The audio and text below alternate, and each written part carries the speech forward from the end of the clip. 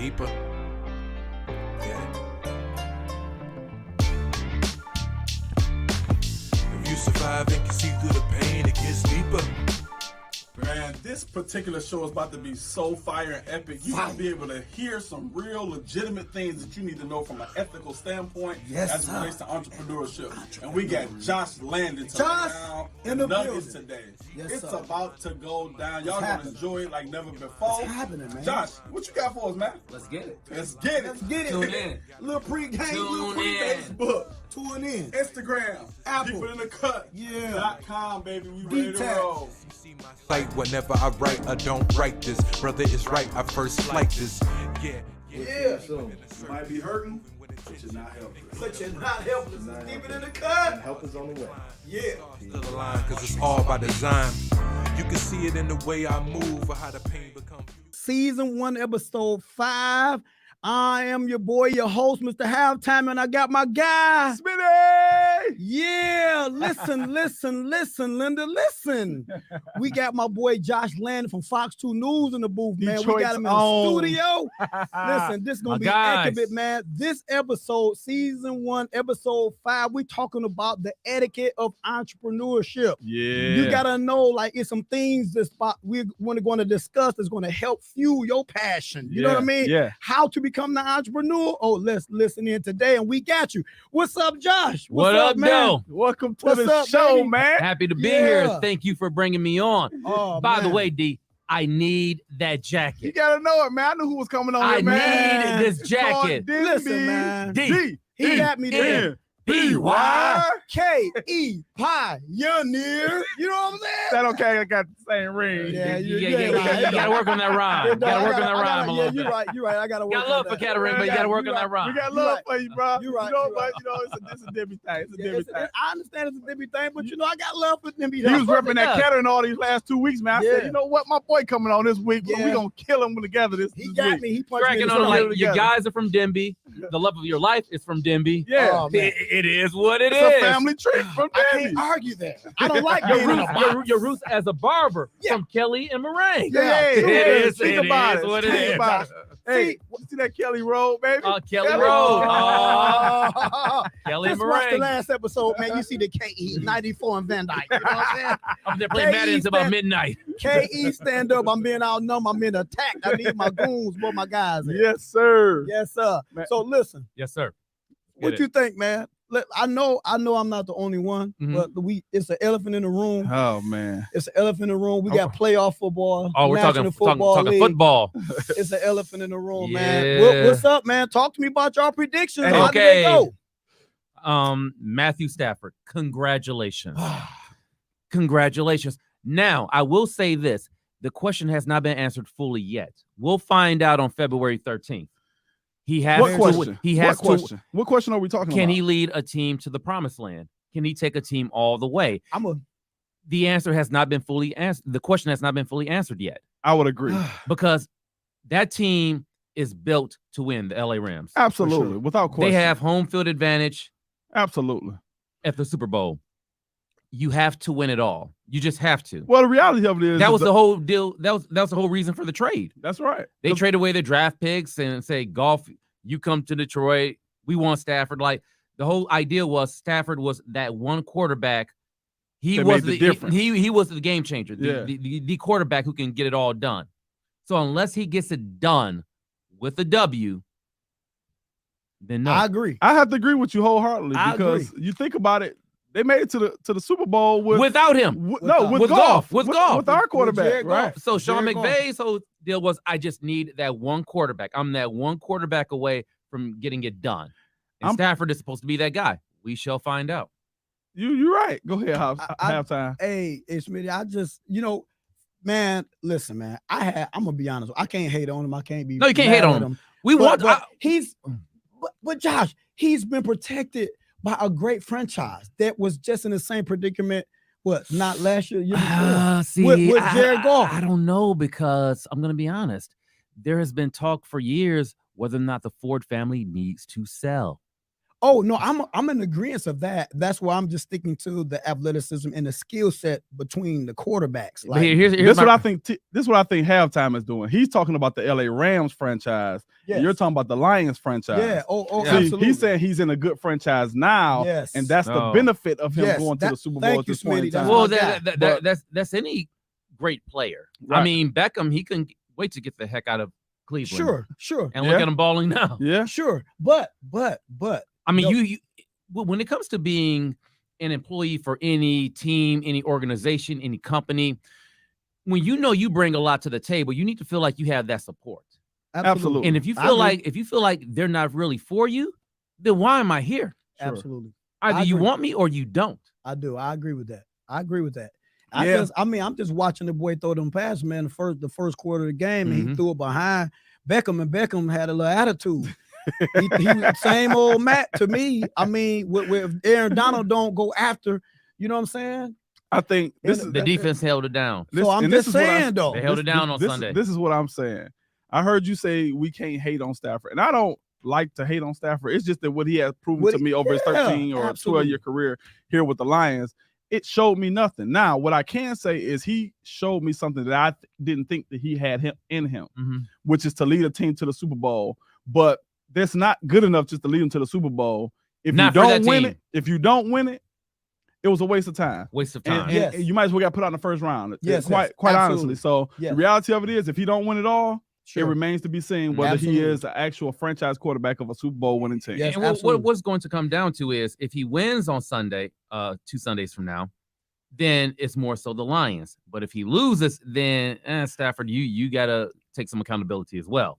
Yeah. Go ahead, halftime. I heard what he said after the game, the post show, right? What he said he wished he was in the game for that to end the game. Yeah, I heard. But defense saved his beans. It sure did.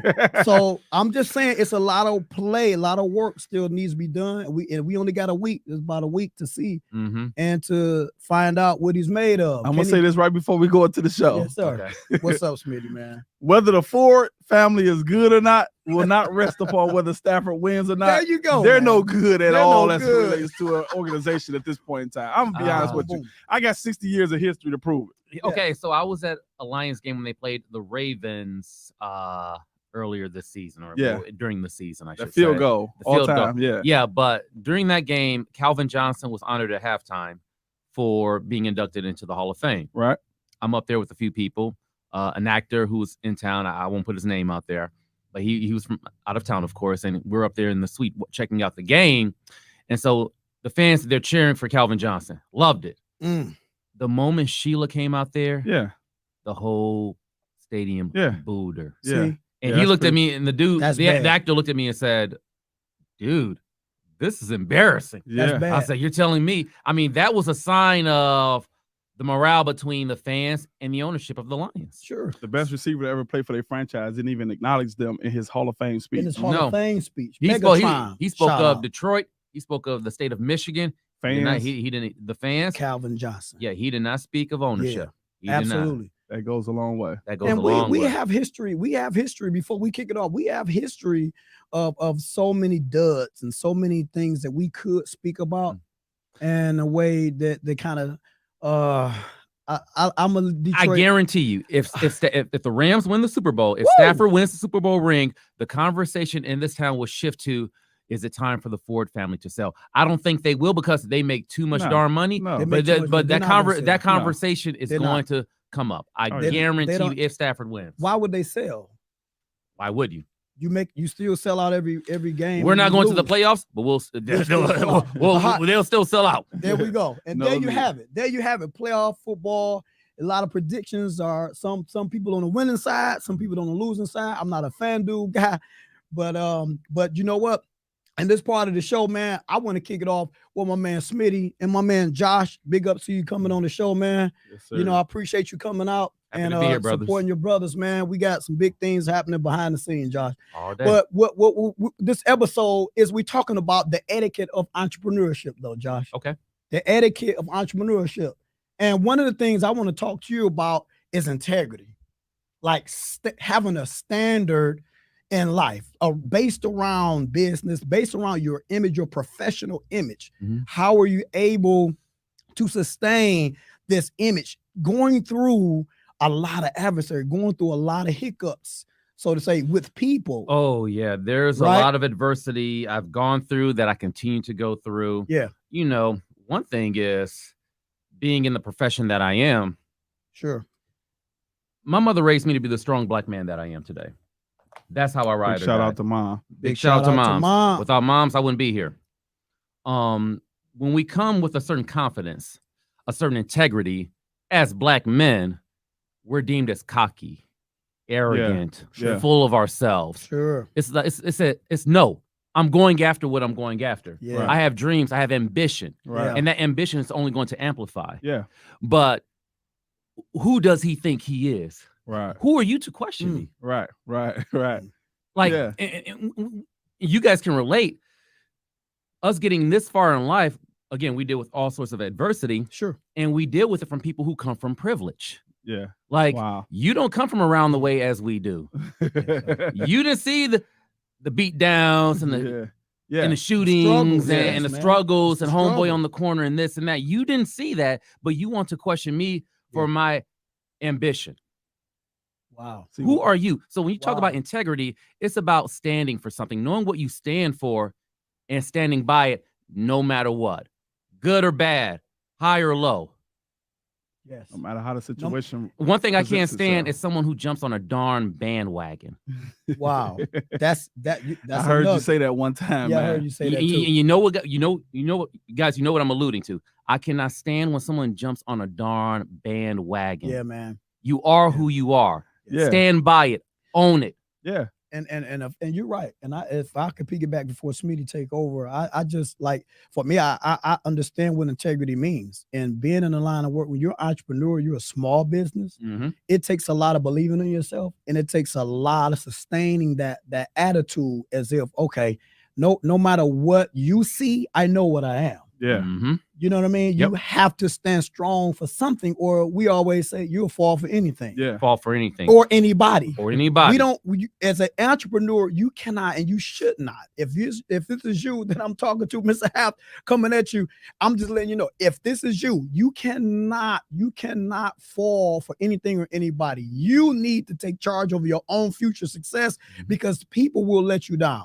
Come on, man. Man, that's so true, man, because the reality of it is believing in yourself is the first Absolutely. piece of you being successful. If you Absolutely. don't believe in you, ain't nobody else gonna believe in you, Come right? on, man. And Josh, I also heard you speak to a situation where you said, you always believe that the truth would show itself over Yes. time, right? So it's Uh-huh. like things that happen over time, and you got to believe in yourself enough to know that when it don't look like it, that the truth gonna prevail. What do you mean when you say stuff like the truth will find itself out eventually? I mean, Yeah, come on. It'll have its day. I've gone. The truth will always have its day.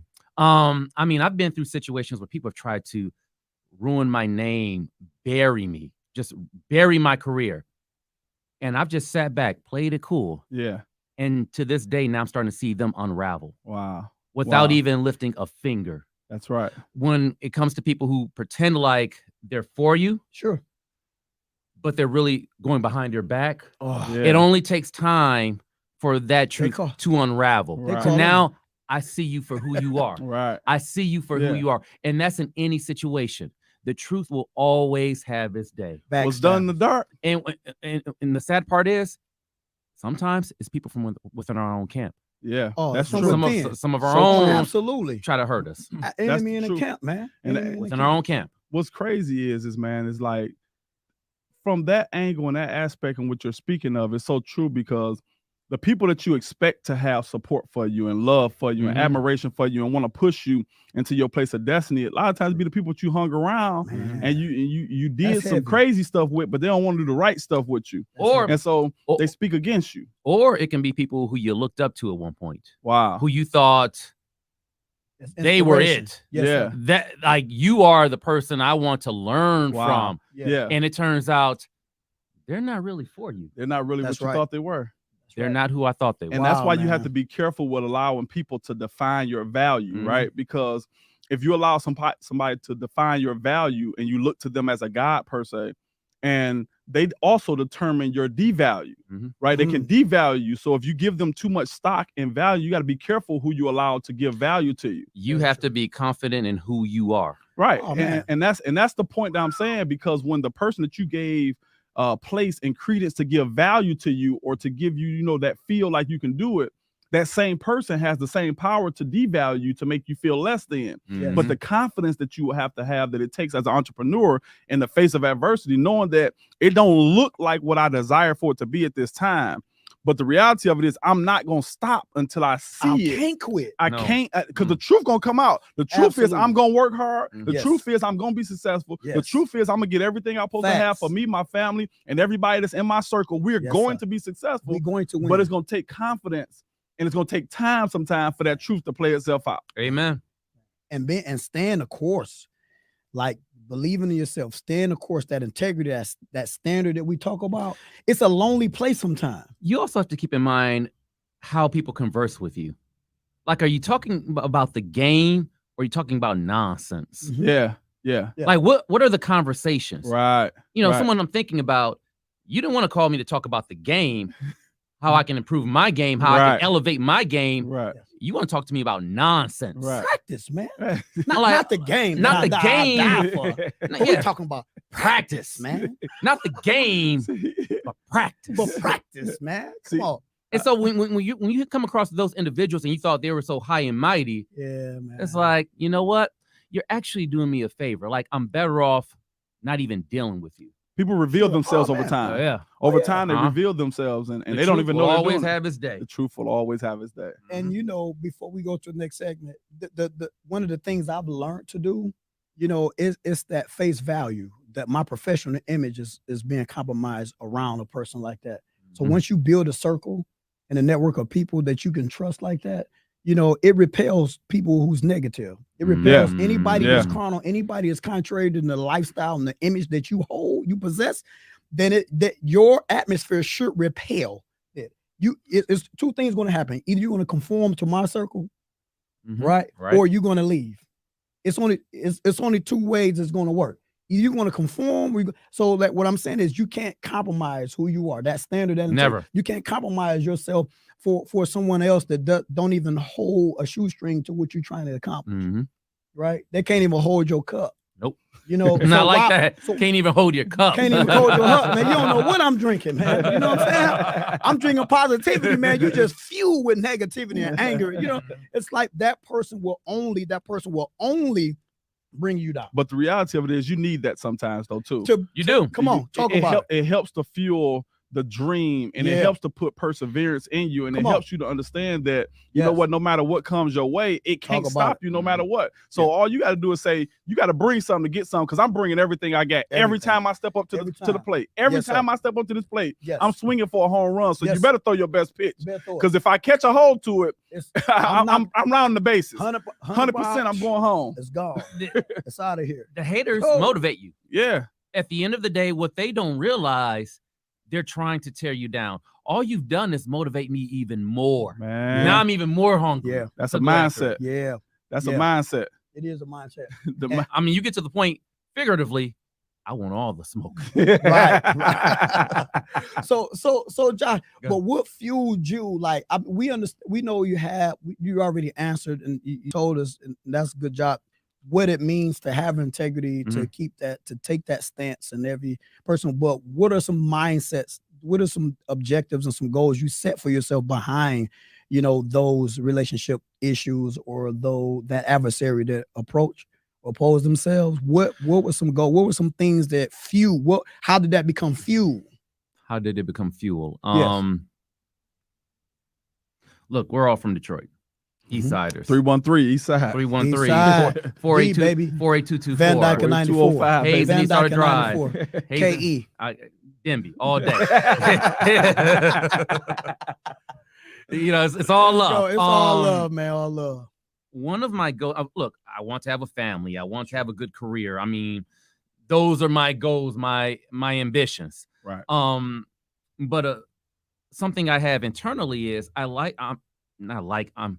my vision is to help break the stigma of the typical black man from Detroit. Yeah. Where you look at him as just a thug or a killer or a drug dealer or whatever the case may be. You know, people look at me and say, yeah, you're half black, you're half Lebanese. You really grew up in Detroit? You really went to Denby? Yeah. The way I guess I conduct myself, I don't know. Like some people think I'm a cornball until they get to know me, whatever the case may be. But it's like, it's you can be a sophisticated, educated brother from the city, from around the way, and represent in a real way. Come on, man. In a professional way. Absolutely. It can both be done at the same time. Yes, it can. So that's kind of my vision. That's part of the reason why I came back home. Yeah. I mean, I worked in different cities. I could have gone to DC or Dallas or whatever the case may be. I can still do that if I choose to one day. Right. My heart is in Detroit. I want to stay here, so we shall see. Right. But my main reason to come home was to show there is a different way. Like, forget about the stereotype, the stigma. Yes. So through that journey, and you kind of segue into my next question I wanted to ask you about, because we know that you're from Detroit and we know that you're from the East Side. Denby stand up once again. K-E. Come on, K-E, I need your help. Stand up, K-E. No, we know that you're from Detroit, but you had opportunity after graduating from Eastern Michigan to go to other places. You know, you went to Lansing, you went to Florida, you went to Milwaukee, Virginia, doing your newscasting bit. But what is it that brought you back home? A lot of times people say, when I get a chance to leave Detroit and I go to somewhere like Florida, I'm never coming back. What was your I know you said you wanted to break the stigma and you wanted to celebrate your city, but what was that motivating piece behind wanting to come back for you and your career? Because you could have went anywhere. It's family. Family is everything for me.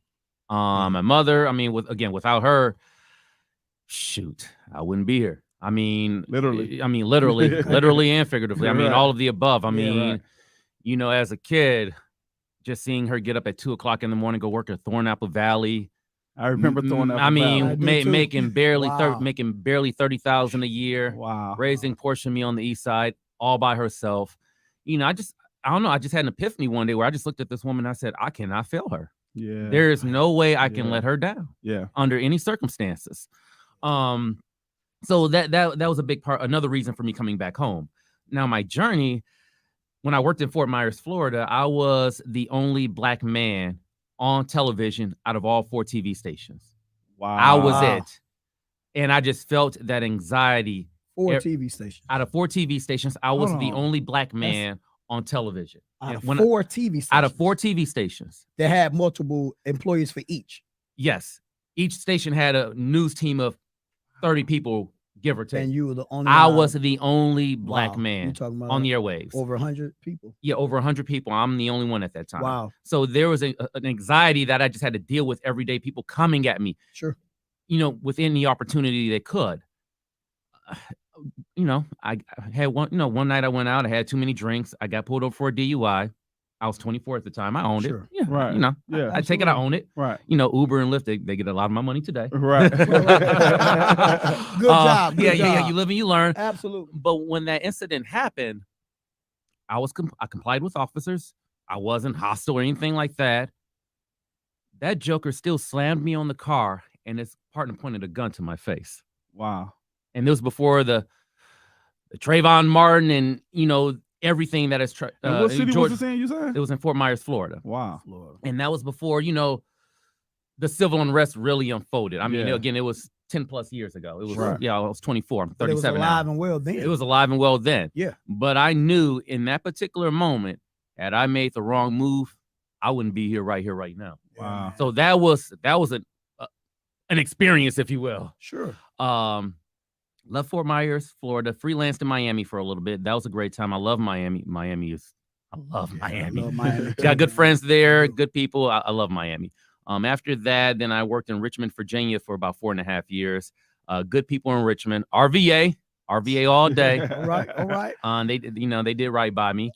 And then I went to Milwaukee, Wisconsin. Worked there for 1.5 years. And now when I worked in Milwaukee, I was the only black man on the anchor desk out of all 4 TV stations. Wow. Got you. Wow. So that was more adversity I had to deal with. Like, okay, they're still coming after me. But it rolls up. Yeah, it rolls up. Rolls. Now, ironically, I come back home and you still got people trying to come after me. And it's like, well, darn it. I'm home. Like I'm trying to show love. Yeah, I'm here. But I'm arrogant. I'm this, I'm that. Like, really? Wow. I'm just trying to represent the city I grew up in, the city that I love. Absolutely. And you want to tear me down? Okay, Right. bring the smoke.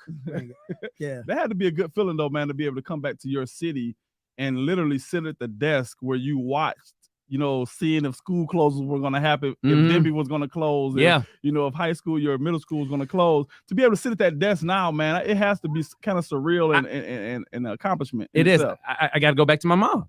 She used to make me watch the news as a kid. Wow. At 5, 6 years old, she used to sit down. You need to know what's going on in your community. So I watched Diana Lewis. I watched Carmen Harlan. I watched Mort Krim, Emery King. Yeah. I mean, Bill Bonds. Like I watched these dudes, these ladies and gentlemen. Right. That's who I watched. And it's crazy. Like when I interned at Channel 7 years ago, it was my first internship. I met Diana Lewis, and I had just got back from hanging out with Kimberly Craig, just shadowing her for the day. She asked me to drop some tapes off in the newsroom. Diana Lewis is down the hall in the newsroom, and I'm at the assignment desk. And she and I just locked eyes for whatever reason. Like we had a certain eye contact. Right. Sure. So we walked towards each other, and I couldn't even get my words out. I'm like, that moment, man. I'm starstruck at the moment. It was Diana Lewis. Like, Diana Lewis. I mean, Watch on TV your whole life. I'm Landon Josh. I'm Landon Josh, Jeff, Josh, Larry. I forgot. But you know what she said to me after I stumbled over my words? She said, I like the way you look. I like the way you sound. Keep doing it. It's awesome. Wow. I said, huh?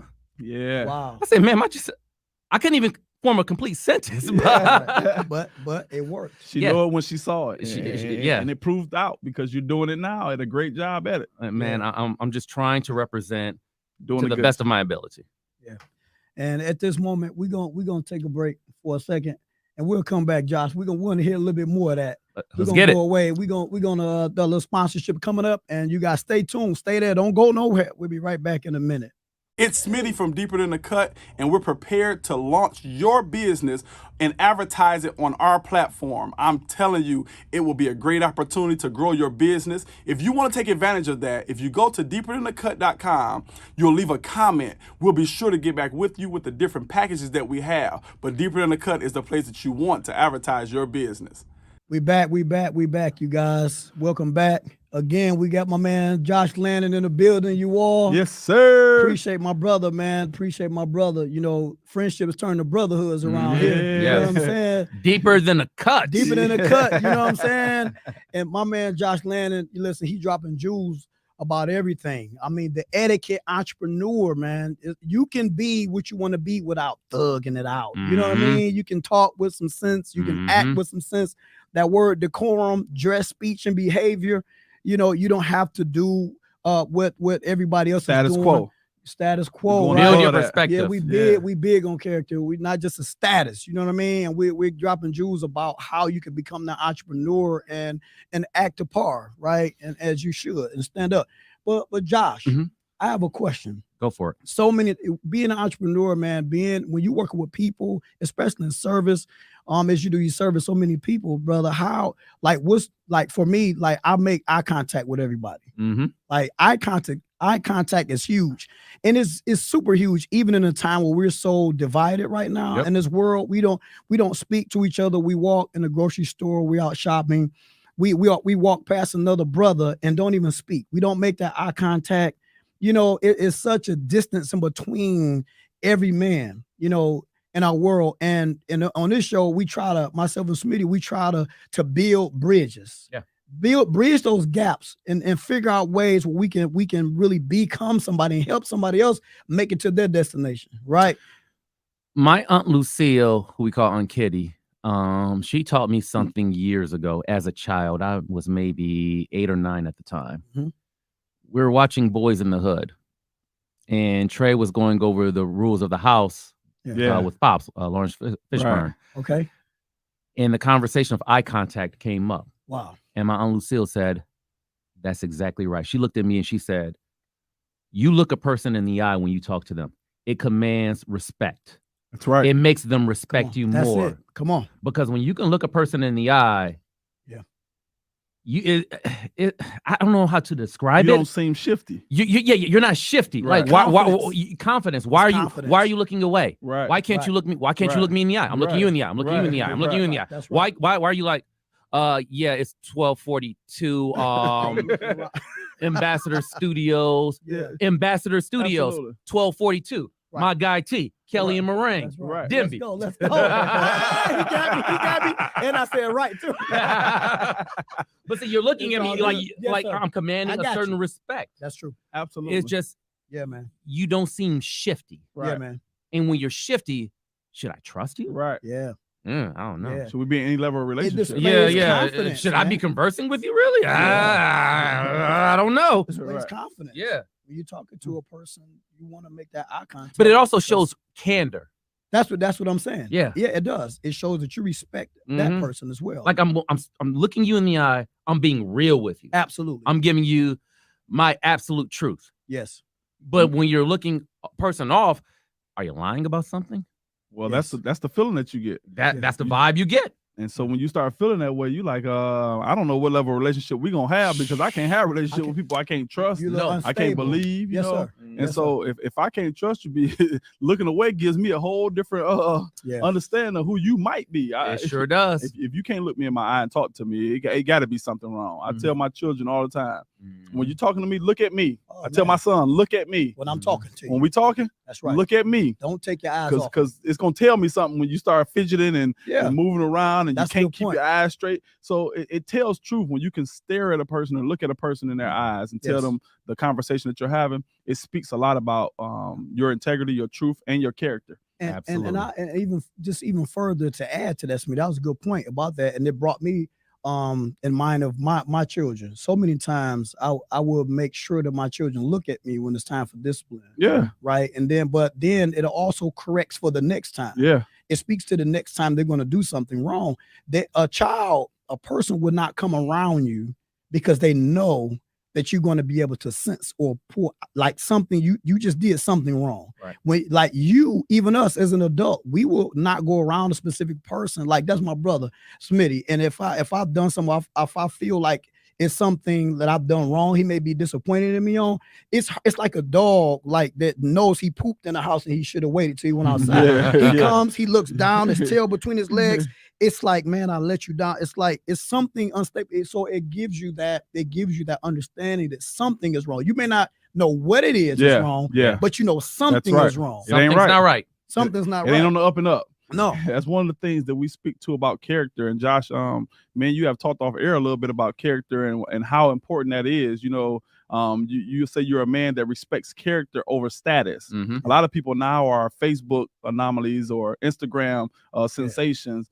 But status is not really what it's about because you can put up a status and look like something that you're not, right? But character will carry you past anything that anybody can bring your way because character will last out like truth. Absolutely. Truth will have its day. Character will show itself eventually, right? Yes, sir. And so what is your meaning, or why do you respect more character than the status? Because status we can lose. We can have it today and we can lose it tomorrow. Yeah. That's right. Your job. Listen up, entrepreneurs. Listen. Listen, Linda. Listen. Your job, your money, your influence. You know, we could all have that right here, right now, but it can be taken away tomorrow. Jeez. Character. Once you establish that, I mean, your name. Yeah.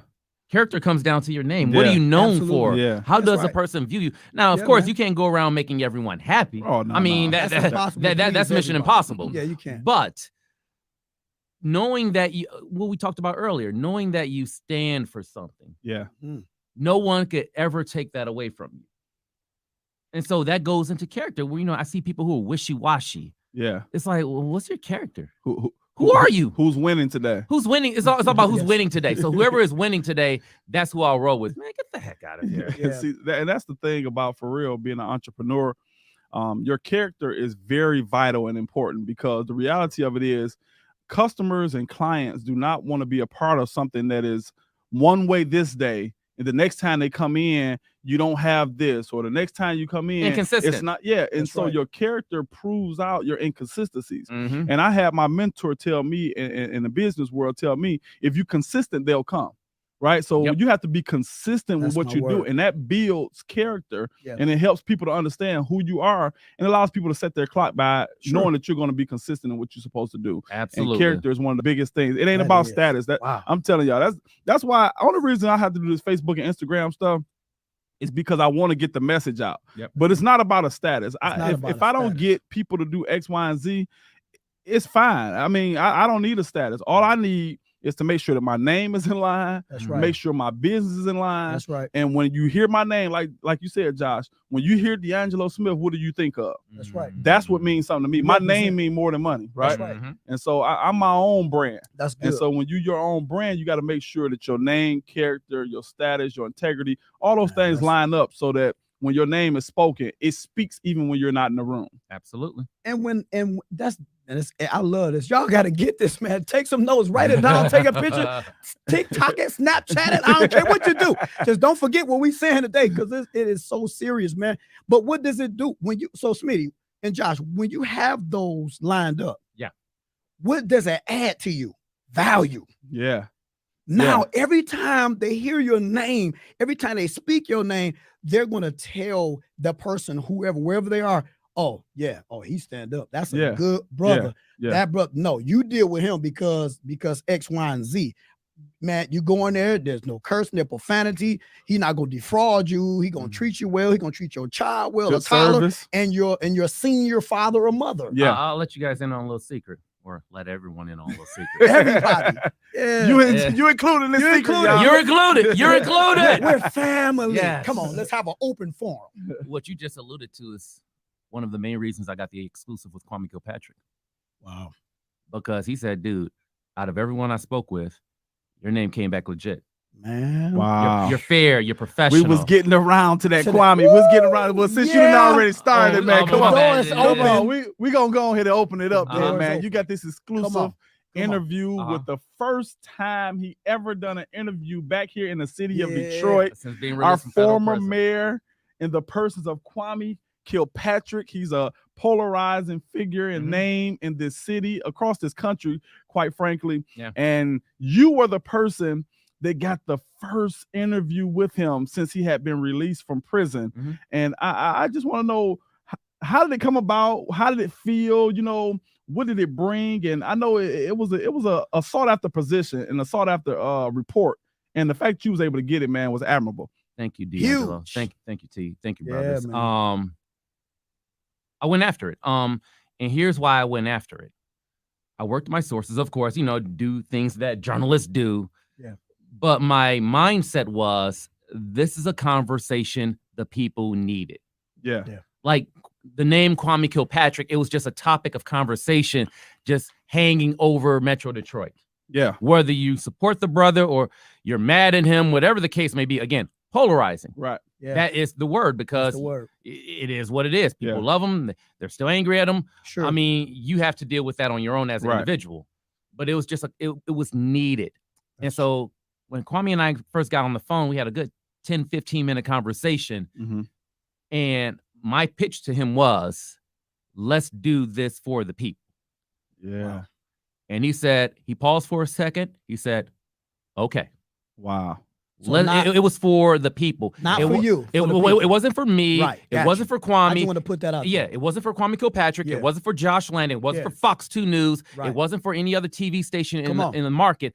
It was for the people. The you. people needed to see this brother sit down and give his candor. Whatever that was going to be, it was going to be. Wow. So it was bigger than just a story. It was bigger than a story. It was a kitchen table conversation the people in this region needed. It's deeper than that. It was was the deeper. surface. It's deeper than the surface. Deeper to the surface. It wasn't about getting a scoop or impressing my station or outdoing my opponents in the media. It was something that needed to be done for the people. And quite frankly, it needed to be done by a black man from the city of Detroit, and that's what it is. Man, that's why I know it to be a feat for you, because you were here while he was mayor. Yeah. So you understood the talks. I was a senior in high school when he got when he became mayor, January 4th, 2002. That's why I said in the report, I'm like, I'm at home watching this dude like he was the black man's hero. He was the guy. Right. He was the guy. And they still love him. 32 years old, I believe he was, becoming the mayor of the city young of Detroit. man. And he was amazing doing what he did as the mayor of the city of Detroit. Yes. And just to get the opportunity, though, to sit down, what is it that you learned from the conversation as you spoke to him about him that you might not have known of hearing things through the grapevine, that you heard it straight from the source from Kwame Kilpatrick himself? What is it that you learned in that interview? What I learned during that interview and after it aired, what I learned was, or reminded of, that when you are a confident, bold black man, it's going to be extra. Yeah. Kwame made a lot of mistakes. He definitely did. But let's not get it mixed up. Yeah. He was a big, educated, sophisticated, bold black man. Yes, sir. And so it was extra. Yeah. Yeah. And we as black people, we know it was extra. It was excessive. Absolutely. It was excessive. It was. You know, 100%. Did he do wrong? Yeah. Yes, he did. Nobody's- We all know no that. argument. he has admitted to some things Yeah, that he should have done is different. already. He took Absolutely. ownership Company. in the interview. That's why For I'm those who asking haven't you. seen it, Yeah. he took ownership. Yeah. He held himself did. accountable. He held himself accountable. I asked him Absolutely. point blank. Yeah. Although you were convicted, do you feel like you were treated unfairly in the public eye? Yeah. He said, no, what happened was supposed to happen. Right. If that's not ownership, Yeah. I don't know what is. Yeah. What is? He took. He said, I was mad at 2, 4, 7. He But did. you guys He were took right. it. You're kind of right. Kinda Yeah. Right. But again, we know as black people, when it all went down, it was extra. 28 years was absolutely excessive. It was over the That top. seriously It was more than you could have yeah. ever even thought of, let alone Overkill. believing that he should have done the finished out that 28 years. That was absolutely over the top. And what's also interesting, love him or hate him, former President Donald Trump set him free. He did. Absolutely. He did. I'm glad he's home, man. It just makes Sure. He did. it. You feel how you feel, but it's things like that that make you take a step back. Because I'll be honest, former President Obama could have set him free, but he didn't. That's true. Former very President true. Donald Trump did. It's just It is what it is. It is what it is, and it just makes you think for a moment. The Yeah. situation didn't change. No, He wasn't in no. there. The nothing came out new about the situation. Nothing. It was just something that I believe that they felt was excessive, over the top, and they commuted a sentence, and he was able to get out. And I believe it was fair and just. No matter what has happened, and a lot has happened in the past 20 years. I brought up the two former presidents for a particular reason. We always have to keep an open mind. We always. You stand where you stand, but still just be open to just hearing the other side. Former President Donald Trump, he is who he is. Former President Barack Obama, he is who he is. Who set Kwame free? Well, the facts. But, bear out. you know, one thing about facts, you don't have to argue it. Yeah. There's no arguing facts. And former President Barack Obama is a great man. He has done great things. I mean, he Oh, yeah. made his No, he is history. I mean, it's Again, no argument. It's no arguments. It's just it just makes you sit back and think for a Like, moment. ask- Like, and then- wow. And maybe want to ask the question, why? Why? Why didn't President Obama? Or why did former President Donald Trump did? Right. Why did he? Why didn't he? Right. Absolutely. And I mean, at the end of the day, they don't have to answer that question. You know, if they feel like it's nobody's business, and then that is their right. You will never get an answer You to that will- question. You're not. Don't you know, even wait on the answer for that question. Don't even wait. but don't even again, ask. it's not to put the two former presidents on front Yeah, street yeah, on no. blast, but it's just No. us as a society. Sit back and think about a few things. Yeah, there are a few things to think about. And halftime, I'm gonna flip it over and turn it over to you like Russell Yeah. Westbrook in a minute. Yeah, man. But I also, what I learned from hearing the Kwame Kilpatrick's interview that you did, it helped me to see that he really has a heart of contrition. He's different, and it's not just from a speech standpoint. It's from a standpoint that his whole goal was not about him with doing the interview. As you said, it was about the people. And that man didn't talk about, he didn't talk about his show, his ministry. He didn't talk about his book. I mean, I asked him those questions because I want to get that out there too, because I feel like the path he has gone through, his journey, can actually help people out there. So that's why I want to talk about it. And that's what he focused on. He focused on being in a position where you were at the top of your game, you was in a pinnacle of your position, and then the bottom fell out of everything. He could have easily became governor of Michigan. I mean, him and Barack Obama were at the same platform at one point. They were there. They matched. They did match. It's crazy because at the 2004 Democratic National Convention, he was on stage. He was chosen as a keynote speaker. And correct me if I'm wrong, I believe former President Barack Obama got like a last minute ticket, had to go in through the back door. Wow. It's just, that's something else that just makes you sit back and think. I seen your heart say, Go ahead, halftime. What you got for us, halftime? Well, man, listen, I'm glad he's home. I'm glad Kwame is home, because that was overkill. It was. That 28 years, man. Nobody can recover from that 28 years. Life changes every single day and so fast. And now, especially now, the world that we're living in, it changes by the minute. Next 5 minutes is something different.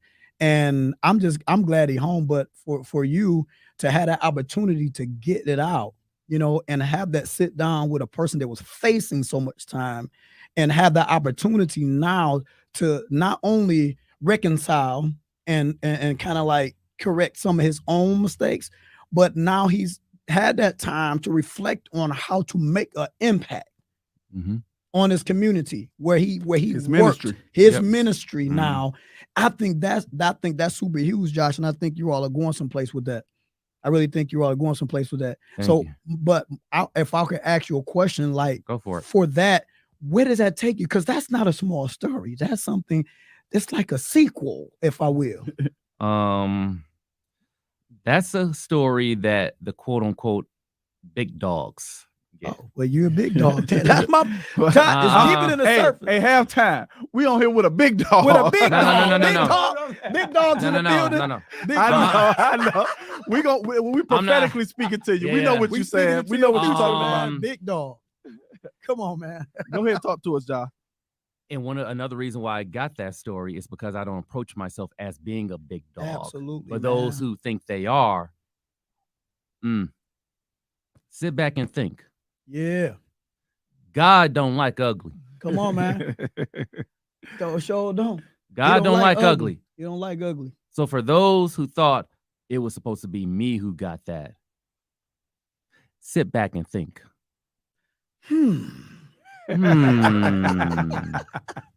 Sometimes you gotta sit back and wonder. And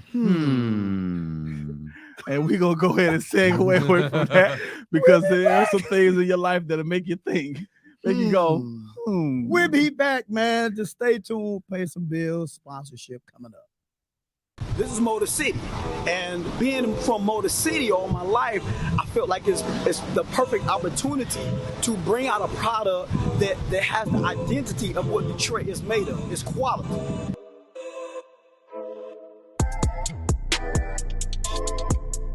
So this product, Swirl Curl, is all natural with 70% organic content.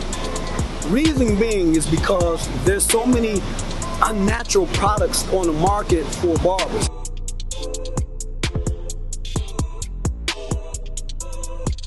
This product, Swirl Curl, it starts off as a 3-piece kit, which number one is the Swirl Curl Beard and Facial Wash. This wash is so wonderful. Women actually are showing so much energy behind this product. The wash is simply to remove all of the dirt and all of the debris from beneath the skin surface and out of the hair. Now you implement the beard oil. which is of course, we use the oil as the nutrition. That is the protein that you deposit into the hair after you've washed off all of last week's, all of yesterday's dirt debris. Then you use the beard balm. It's a conditioner. It is a protector. It makes the skin soft. It makes the hair smooth. And this kit is just phenomenal. What's up, everybody? This your boy Terrence Hobson, also known as, Mr. Halftime from Deeper Than the Cup podcast. What's up? Listen, swirlcurl.com is the place where you purchase these awesome products. 70% organic, 30% natural, men, women, children, no gender preference, no age preference. And you can go to swirlcurl.com for these awesome products. And that's Swirl Curl, SWURLKURL.com. You can also purchase haircuts. You can also schedule haircuts. You can also take a tour, leave a comment. Let us know what you think about the products. Please let me know. I'm owner and founder, Mr. Halftime, Deeper Than the Cut. All right, everybody, we're back. We're back in the building. Josh is in the building with us. Thanks again, Josh. And we're talking, man. This is my brother right here. I'm telling y'all, our brother, friendships turn to brotherhoods For real. around here. Yes, sir. You know what I mean? But Smitty, man, we talked, man, that was a good conversation we were just having about Kwame and that next journey, that next path from you, my brother. But Smitty, like, what do you think about? Well, I know, and throughout that conversation, and it's crazy because after you get into certain situations in life, whether it's in business, whether it's in entrepreneurship, however you get into certain situations, oftentimes we begin to limit ourselves and put ourselves in a box, and we become our own enemy. I like to say it's called the enemy, right? Oh, so it's you, your own personal enemy, and we get in our own way, and we put ourselves in a box and not allow ourselves to expand or to grow. I heard you say, and this is like the quote of all times for entrepreneurs, is don't limit yourself. Don't limit yourself. I was gone from Michigan, from the city of Detroit for 8-9 years. You know, the different cities I worked in where I was the only black male reporter or the only black male anchor, etc. Yeah, that was adversity, but it also gave me perspective. Right. It built my mindset even more to where I came back home and I see things more broadly. I see things more openly. I'm okay conversing. I'm comfortable. I mean, I'm biracial. I'm fine conversing with different people, different walks of life, because friendships become brotherhood. Yes, brotherhood. Friends become brothers. You never know how high you can go if you don't limit yourself. We love the city of Detroit. Yes, I love the city of Detroit. 313. Stand up. It's my heart. Yes, sir. It's in my heart. It's in our hearts. Yes, sir. But one thing I would advise many of our brothers and sisters in the city of Detroit to do not limit yourself. I feel like too many of us, we just get into a certain mindset of west side, east side. That is just how I roll, or whatever the case may be. What up? What up, though? What up, though? What up, though? 313. Okay, yes. First and foremost, but nevertheless, be okay. Broadening yourself out a tad bit more. You gotta go somewhere besides Belle Isle now. Yeah, you gotta can't just go to Metro Park Beach. Look, hey, when we were kids, we used to drive up and down Jefferson all the time, hit Belle Isle, see how many girls we can talk to, how many numbers we can get and whatnot like that. They don't have a clue. Yeah, I mean that was downtown back in the day for those who don't know. Exactly. That was it. We drove up and down Jefferson, hit on Belle Isle, drive around Belle Isle, whatever. Cute girl stopped by. Hey, what's your name? Hey. Yeah, absolutely. But you gotta go. You gotta go beyond that. Absolutely. That's true. You just gotta go beyond it. I'm glad I found mine for life. I got me a boo too. Shamika. Hey, baby. How you doing today? What school did you go to? She went to Demi. She went to Demi. Why? Oh, look, I love Demi. No hate on Demi, man. I got a lot of people still love me from Demi. I love y'all from Demi Tars. Y'all my people, man. I just was born and raised on Van Dyke in 94. That's all. That's all love. That's all love. You know what I'm saying? It's all love. Smitty ain't gonna tell y'all though, but he went to KE for about a week. I think it was about a week. He ain't gonna really tell me the truth because you know I got me it. to be over there with him, Josh. Mm-hmm. We already know what this is. Yeah. Kelly Road. See that? Kelly Road. It's all love though. No, Mhm. it's all love. Halftime, I think you got something to ask. We talked about this a little bit, and we haven't talked to Josh about it at all, but he said something about something that correlate, and I don't even think he knows, or maybe he do. Maybe you do know that they correlate with each other. You go Maybe you halftime. do. I'm gonna let you Maybe you talk do. to it. Maybe you do. Listen, you This is how we appreciate- gonna end it off right here, y'all. Right here. and it's something big, man. It's just like you recognize something. Maybe you do, and maybe you don't, as Smitty said. But you said something. You view barbers as on the same. You put them on the same pedestal, and you view them as doctors. Here's why I say that. You and I've had deep conversations. Sure, we have. Deep. Names will not be named. No, Yeah. no. Um, Deep conversations. Deep conversations. Deep. Yep. Gets Deeper. It gets deeper. It gets deeper. When I've gone through certain adversity over the past few years, Yes. I mean, you have I have other dear friends who've also helped me as well.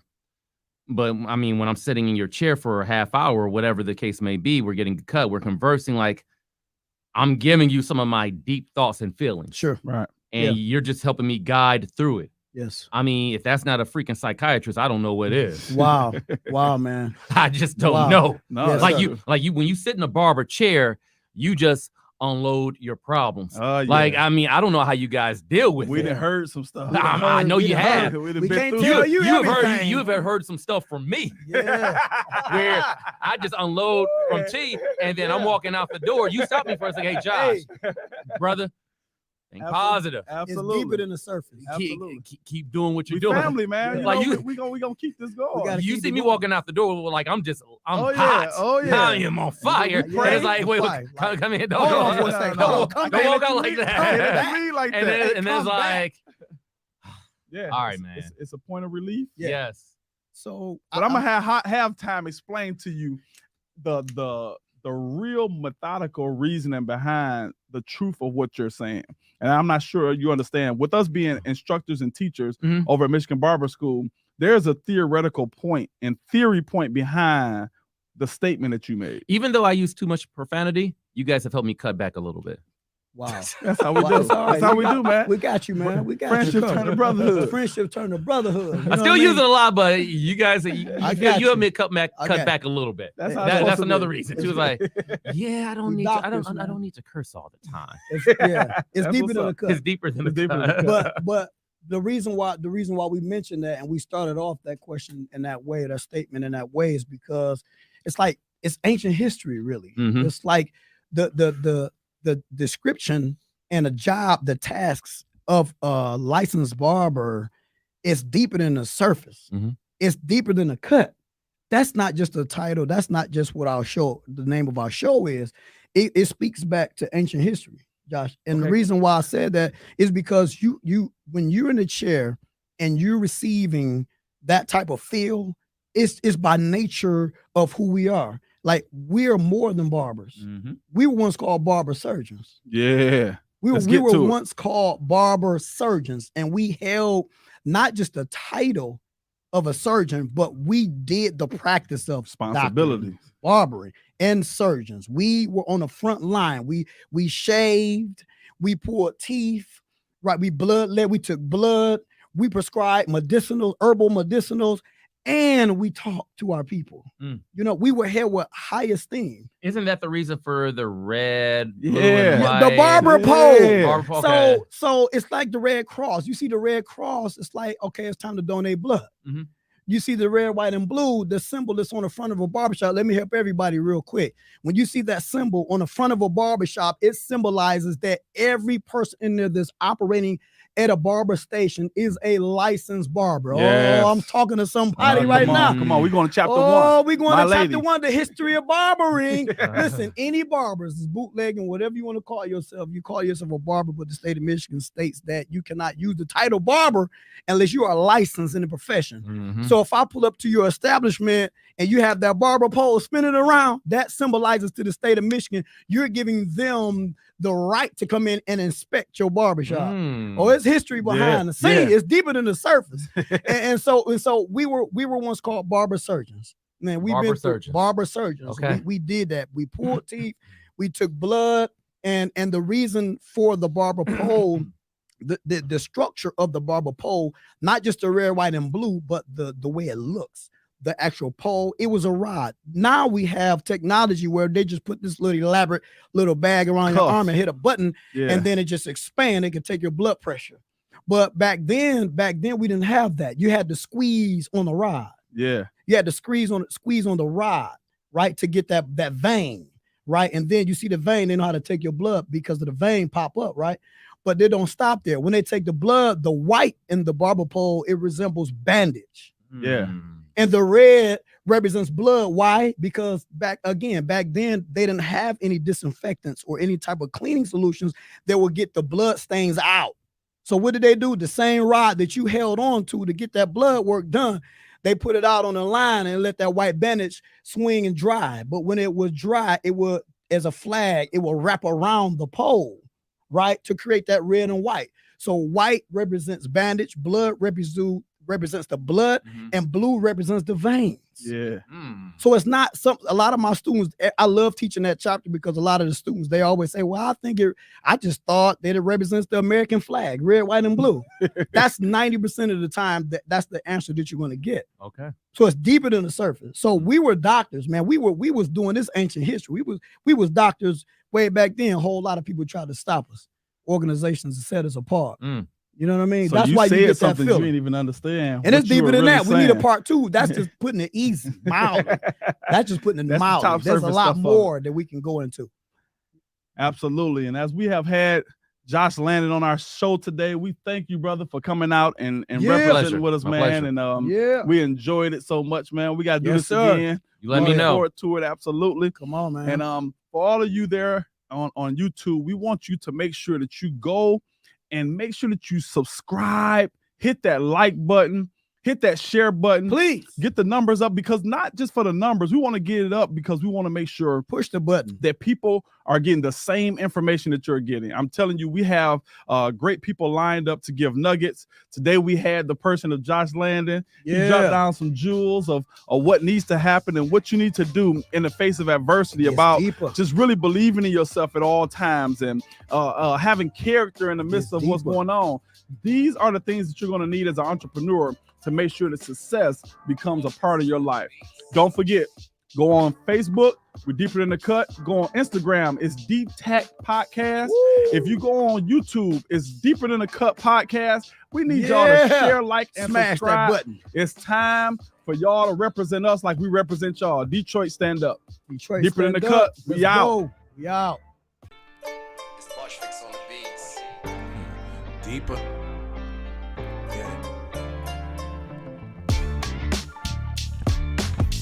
You survive and can see through the pain, it gets deeper. Virtue subtracts today. If you can shine through the guilt and the shame, it gets deeper. It only takes one moment to change. You might be hurting, but you still ain't helpless. And the revelation carries way more than the message. It's more to that lineup, it's the mind behind, son. Over your mind, you realize. You might be hurting, but you're not helpless. But you're not helpless. Deeper Than the Cut. Help is on the way. Peace is nice, please. It's like Chinese diets on peas and rice. Righteous, you see my sight whenever I